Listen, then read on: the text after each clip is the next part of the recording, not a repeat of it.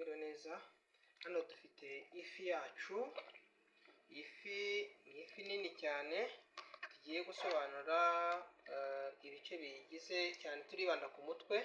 Biza muri kureba ko ari ifi. Hari abantu bashobora kugira ngo ni inzoka, ariko iyi ni ifi. Ni ifi bayita emamba. Iyi fi rero tugiye gusobanura ibice biyigize cyane turibanda ku mutwe. Ushobora kuba wayibonaga yenda ukayibona utazi uko umutwe mu kanwa hayo hameze, ibice biyigize nibyo tugiye gutangiriraho. Turatangira ku bice bigaragara inyuma. Muri kureba ko bimeze. Ibice bigaragara inyuma hejuru, uyu ni umutwe. Ushobora gutangirira aha ngaha, uyu ni umutwe. Hariho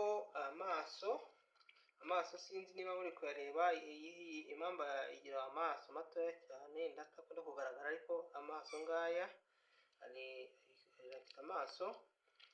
Ikagira amatwi yayo ntabwo ndenda guhita igaragara, ariko yafitemo hano niho yumvira, habamo muri kureba neza, hano niho hari amatwi yayo yumviramo, ariko ikanahumekera.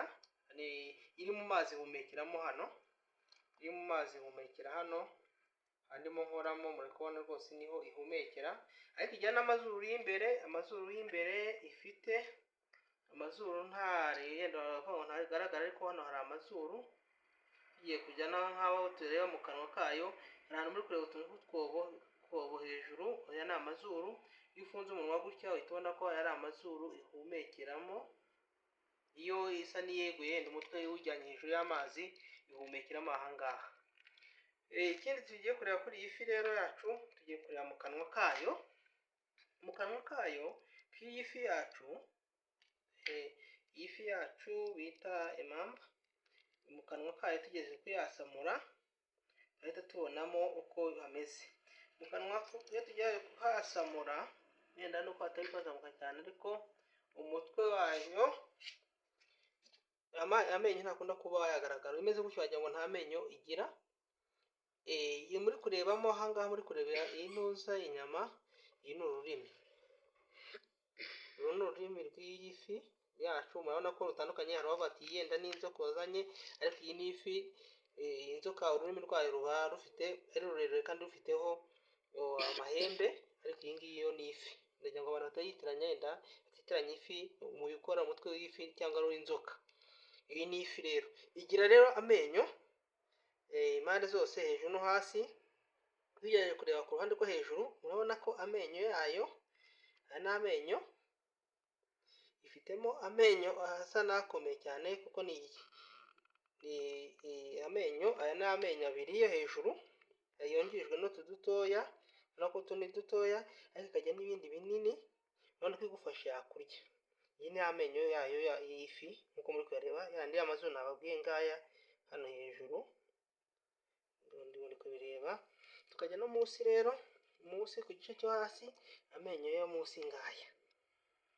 Urabona ko ifite ibyinyo binini nabyo, twavuga ko ari nk'ishinya yayo. Murabona ko iyi ari nk'ishinya iteyeho.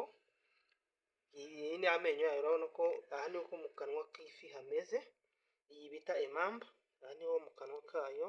Iyo ugiriye bihita bimanuka. Urabona ko iramutse igutamiye yahita ikuruma. Rero cyangwa ko yahita ikuruma rwose, yahita igushinga amenyo impande zose. Nizera muri kureba ko ubu ntabwo wayicika. Iramutse igufatiye nko mu mazi ntiwayicika. Iyi rero nibyo bice bigize ifi yacu. Imbere mu kanwa, wenda murakureba aha ntabwo haba hatoboye, haba hafunze, nuko twari twagize kugira ngo umuntu abashe kubibona ko ayifata. Ariko ubundi iyi niwo mutwe w'ifi, ni ibyo bice biyigize. Nta bindi bitavamo mu kanwa kayo. Nk'uko muri kubireba, ni ururimi rungana gutya, urwo rurimi. Ndiza muri kureba ko harimo igufa imbere rifatira ururimi nyine, kugira ngo rubashe kugira forume runaka bifata. Murakoze rero mukarama. Aka niko twaba tureba uburyo ifi yacu imeze mu kanwa. Muri kubireba niko umutwe w'ifi umeze, nuko iba imeze.